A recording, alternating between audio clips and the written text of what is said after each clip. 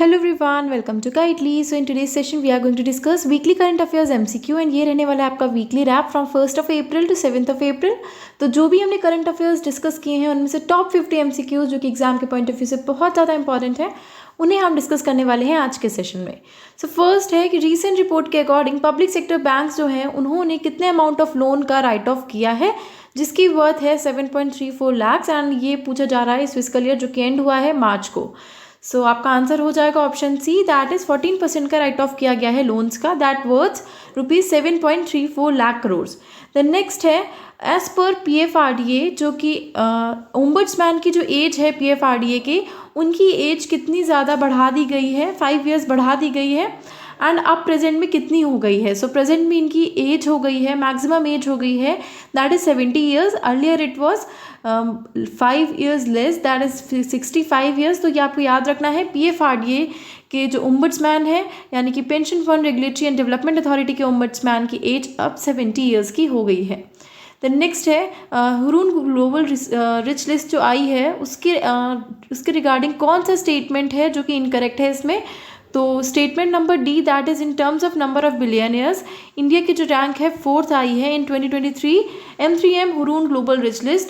तो ये जो स्टेटमेंट है ये गलत है because Hurun global rich list जो है उसने जो रिलीज़ की है उसमें रिलायंस इंडिया के chairman and Asia's richest man Mukesh Ambani जो हैं वो पूरी इंडिया के ओनली इंडियन हैं जो कि फीचर हुए हैं in the list of top 10 billionaires across the world. ठीक है, और इस ग्लोबल रिच लिस्ट में इंडिया की जो रैंक है वो आई है 3rd नंबर की, ना कि 4th नंबर की. देन नेक्स्ट है रूपो पब्लिकेशन इंडिया जो है वो गुलाम नबी आज़ाद की एक ऑटोबायोग्राफी को पब्लिश करने जा रही है जिसका नाम है Azad on 5th of April 2023 in New Delhi. So Ghulam Nabi Azad जो है फॉर्मर चीफ मिनिस्टर है कौन से स्टेट के. तो आंसर हो जाएगा option B, that is Jammu and Kashmir के फॉर्मर चीफ मिनिस्टर रह चुके हैं गुलाम नबी आज़ाद. देन नेक्स्ट है यूनियन मिनिस्ट्री ऑफ फिनेंस जो है उसने इंक्रीज़ किया है interest rate on various small saving schemes for the first quarter. आपको बताना है कि इंक्रीज इंटरेस्ट रेट कितना है सुकन्या समृद्धि योजना पे. So that is option D 8.0%. ठीक है, सो याद रखना है आपको कि अब जो है वो 7.6 से 8% हो गया है सुकन्या समृद्धि अकाउंट स्कीम का जो इंटरेस्ट रेट है. Earlier it was 7.6%. The next है कौन सी ऐसी ऑर्गेनाइजेशन है जिसने अनाउंस किया है that LIC GIC and New India Insurance जो है वो कंसीडर की गई हैं as domestic systemically important insurers for the financial year 2022 to 2023. So answer हो जाएगा option D, that is IRDAI जो है उसने ये कहा है कि अनाउंस किया है कि LIC GIC and New India Insurance जो है वो DSIS की फाइनेंशियल ईयर की हैं. ठीक है, यानी कि वो डोमेस्टिक सिस्टमेटिकली इंपॉर्टेंट इंश्योरर्स हैं for the financial year 2022 to 2023. ठीक है, द नेक्स्ट है एज पर द रीसेंट न्यूज़ कौन सा where was the second G20 sherpas meeting held under India's 90 to G20 presidency. तो आपको बताना है कि कहाँ पे सेकेंड G20 शेरपा मीटिंग हुई है अंडर इंडियाज़ G20 प्रेसिडेंसी. तो आप सभी जानते हैं कि G20 जो है वो इस टाइम प्रेसिडेंसी किसके पास में है, इंडिया के पास में है. तो आपको बताना है कि सेकेंड G20 शेरपा मीटिंग कहाँ पे हुई है. तो आंसर हो जाएगा option E, that is Kumarakom Kerala में हुई है. The next है which IIT from India has entered the list of top 50 institutions for engineering in the QS World University rankings. So QS World University ranking आई है जिसमें आपको बताना है कि कौन सी ऐसी IIT है जिसने एंटर किया है in the list of top 50 institutions. तो आंसर हो जाएगा option D, that is IIT Delhi. The next है विकेट कीपर बैट्समैन जिनका नाम है आसिफ शेख, उन्हें डिक्लेयर किया गया है as the winner of 2022 Christopher Martin Jenkin spirit of cricket award. आपको बताना है ये कौन सी कंट्री से बिलोंग करते हैं. तो आंसर हो जाएगा option B, that is Nepal. The next EPFO यानी कि एम्प्लॉयज़ प्रोविडेंट फंड ऑर्गेनाइजेशन ने अप्रूव किया है appointment of UTI AMC and SBI mutual fund as its fund manager. So UTI AMC को और SBI म्यूचुअल फंड को इन्होंने एज फंड मैनेजर्स रिक्रूट किया है, अपॉइंट किया है. EPFO ने कितने साल के लिए. तो आंसर हो जाएगा option C, that is 3 years. The next recently the ministry of defence जो है उसने साइन किया है कितने अमाउंट का contract for 11 next generation offshore patrol vessels and 6 next generation missile vessels for Indian Navy. तो आंसर हो जाएगा option B, that is 19,600 crores. The next है consider the following statements regarding India's physical deficit. आपको बताना है इसमें से कौन सा स्टेटमेंट है जो करेक्ट है इंडिया के फिजिकल डिफिसिट के अकॉर्डिंग. तो ये सभी तीनों सेंटेंसेज ही हैं आपके जो करेक्ट हैं ठीक है। सो याद रखिएगा, इंडिया का जो फिस्कल डेफिसिट है फिस्कल ईयर 2023 का, उसने 14.454 ट्रिलियन रुपीज़ को हिट किया है, टच किया है in the 11 months through February, nearly 83% of annual estimates. The next net tax receipts जो है फरवरी की वो 17.32 ट्रिलियन रुपीज़ हैं, और कह सकते हैं कि 83% of the annual estimate and 17% higher than the last year. The next net tax collection जो 11 मंथ्स में हुआ है दैट इज़ रुपीज़ 17,32,193 करोड़, और टोटल एक्सपेंडिचर हुआ है इसमें 34.93 लाख करोड़ का। Then next, International Monetary Fund जो है उसने अप्रूव किया है 15.6 billion US dollar support package, कौन सी कंट्री के लिए? To assist with the conflict hit country's economy recovery. So conflict hit country जो है उसकी रिकवरी के लिए इंटरनेशनल मॉनेटरी फंड जो है उसने 15.6 बिलियन US डॉलर का पैकेज दिया है। आपको बताना है कौन सी कंट्री को दिया है। So that is B Ukraine. So Russia Ukraine का जो वॉर चल रहा है उसके रिगार्डिंग ये अमाउंट दिया गया है। The next, according to the data release by RBI, India का करंट अकाउंट डेफिसिट जो है वो कम हो गया है कितने से? आपको बताना है GDP in the October to December quarter. तो आंसर हो जाएगा option B, that is 2.2%। Then next, prime minister Narendra Modi जो हैं उन्होंने फाउंडेशन ले करी है for India's first public transport ropeway. आपको बताना है ये कौन से स्टेट में की है, कौन से स्टेट की कौन सी सिटी में की है। So that is option B, Varanasi Uttar Pradesh में प्राइम मिनिस्टर नरेंद्र मोदी ने India's first public transport ropeway का फाउंडेशन ले किया है। द नेक्स्ट है मयूरभंज डिस्ट्रिक्ट, जो कि कौन से स्टेट की है आपको बताना है। वो लिस्ट की गई है by the Time magazine among the 50 extraordinary destinations to explore in lists of world's greatest places of 2023। आपको बताना है मयूरभंज डिस्ट्रिक्ट कौन से स्टेट की है। So that is of Odisha.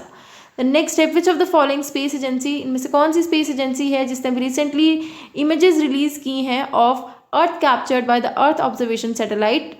So answer हो जाएगा option B, that is ISRO. So ISRO space agency जो है उसने इमेजेस रिलीज की हैं अर्थ की, जो कि कैप्चर की गई हैं अर्थ ऑब्जर्वेशन सैटेलाइट के द्वारा। द नेक्स्ट है, which of the following company has plan to launch 4G mobile network on the moon. So ये काफ़ी इंपॉर्टेंट है कि कौन सी ऐसी कंपनी है जो कि 4G मोबाइल नेटवर्क को लॉन्च करने वाला है on the moon. So answer हो जाएगा option B, that is Nokia. Nokia के रिकॉर्डिंग एक और न्यूज़ है कि नोकिया ने अभी रिसेंटली में अपना एक नया लोगो लॉन्च किया है in the 60 years. The next, veteran Malayalam novelist short story writer जिनका नाम है सारा थॉमस, उनका भी रिसेंटली में निधन हो गया है। तो उनकी जो नॉवेल है नर्मदी पुड़ावा वो जीती है केरला साहित्य अकेडमी अवार्ड। आपको बताना है कौन से ईयर में ये अवार्ड इन्होंने जीता था। तो आंसर हो जाएगा option C, that is 1979। The next है, एवरी ईयर हर साल International Day for Mine Awareness मनाया जाता है। आपको बताना है कि पहला माइन अवेयरनेस डे कब मनाया गया था। तो आंसर हो जाएगा option A, that is 2006। The next है, वर्ल्ड कप विनिंग मिडफील्डर जिनका नाम है मेसूत ओजिल, उन्होंने अपना रिटायरमेंट अनाउंस कर दिया है फ्रॉम फुटबॉल। सबसे पहले तो आपको ये याद रखना है कि मेसूत ओजिल जो हैं वो फुटबॉल प्लेयर हैं। आपको बताना है कौन सी कंट्री से ये प्ले करते हैं। तो आंसर हो जाएगा option D, that is Germany. The next है, किन्होंने इनॉग्रेट किया है ग्लोबल मिलेट्स शियाना कॉन्फ्रेंस अनवील्स। जो ग्लोबल मिलेट्स कॉन्फ्रेंस हो रही है उसमें किन्होंने कमेमोरेटिव स्टैम्प और कमेमोरेटिव कॉइन को अनवील किया है। तो आंसर हो जाएगा option B, that is Narendra Modi ji ने। द नेक्स्ट है, इनकम टैक्स डिपार्टमेंट जो है उसने ड्यू डेट एक्सटेंड कर दी है। किस चीज़ की ड्यू डेट? जो आपके आधार है उसको पैन से लिंक करने की जो ड्यू डेट है उसको एक्सटेंड कर दिया है। तो आपको बताना है कि जो लिंकिंग है कितने अमाउंट में ये है वो कितने अमाउंट में ये लिंक कर दिया जाएगा after paying a late fee. तो आंसर हो जाएगा ऑप्शन बी, दैट इज 1000। तो 1000 रुपीज़ जो है वो लेट फी भी पे करनी पड़ेगी। एंड ये जो डेडलाइन थी पहले मार्च 31 थी, अब ये जून 30 हो गई है।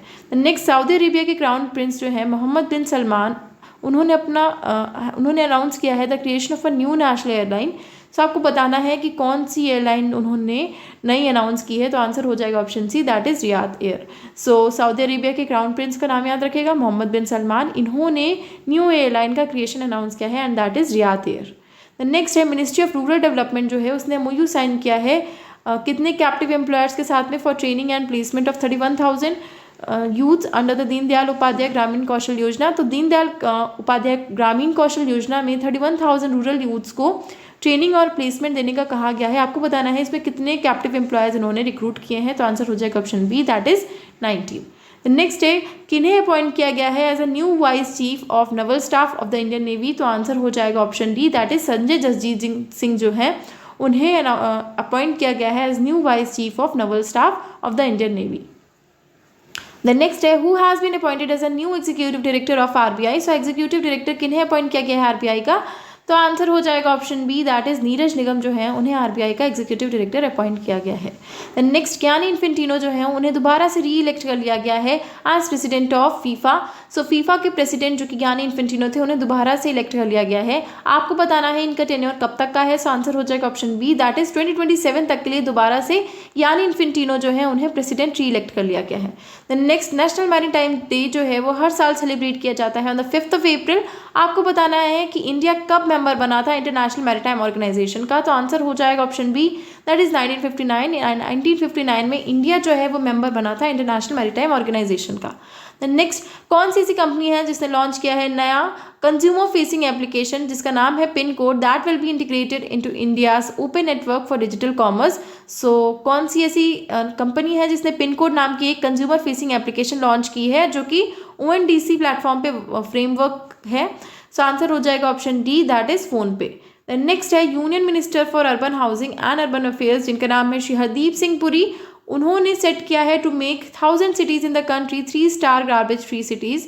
तो 1000 cities जिन्हें 3-star गार्बेज फ्री बनाने का इन्होंने क्लेम किया है, जो कि हैं union minister for urban housing and urban affairs जिनका नाम है श्री हरदीप सिंह पुरी। आपको बताना है कि कब तक इन्होंने टारगेट दिया है। So that is C, option C, 2024 तक का इनका टारगेट है कि ये 3-star गार्बेज फ्री सिटीज़ बनाएंगे। द नेक्स्ट कौन सी ऐसी कंट्री है जिसने साइन किया है deal to join a trade pact with 11 Asia and Pacific nations 3 years after it officially left the European Union. तो कौन सी ऐसी कंट्री है जिसने ज्वाइन किया है ट्रेड पैक्ट 11 एशिया और पैसिफिक नेशंस के साथ में। द नेक्स्ट है आपका आंसर हो जाएगा यूनाइटेड किंगडम।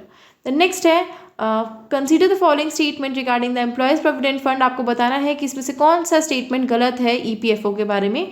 तो आंसर हो जाएगा option A, that is only 3। सो इसमें कहा गया है कि EPF अकाउंट्स जो कि लिंक्ड है with the valid pan the TDS will be 15%। तो कहा गया है EPF अकाउंट्स जो कि पैन से लिंक्ड है उनका जो TDS रेट है वो कितना होगा 15%। So this statement is wrong. बल्कि इसमें क्या है कि इन EPF account that is not linked with the valid pan the rate of TDS will be 20%, और जो पैन से लिंक्ड है उनका TDS रेट होने वाला है 10%। ठीक है। द नेक्स्ट है which company has signed a MOU with Rajasthan cricket association for the development of the world's 3rd largest cricket stadium in the village of Chonp in Jaipur. तो आपको बताना है कि कौन सी ऐसी कंपनी है जिसने MOU साइन किया है राजस्थान क्रिकेट एसोसिएशन के साथ में ताकि वो बना सके वर्ल्ड का 3rd largest cricket stadium in the village of Chonp in Jaipur. तो आंसर हो जाएगा option D, that is Hindustan Zinc Limited जो है उसने मेमोरेंडम साइन किया है राजस्थान क्रिकेट एसोसिएशन के साथ में ताकि वो वर्ल्ड्स 3rd लार्जेस्ट स्टेडियम को बना सकें।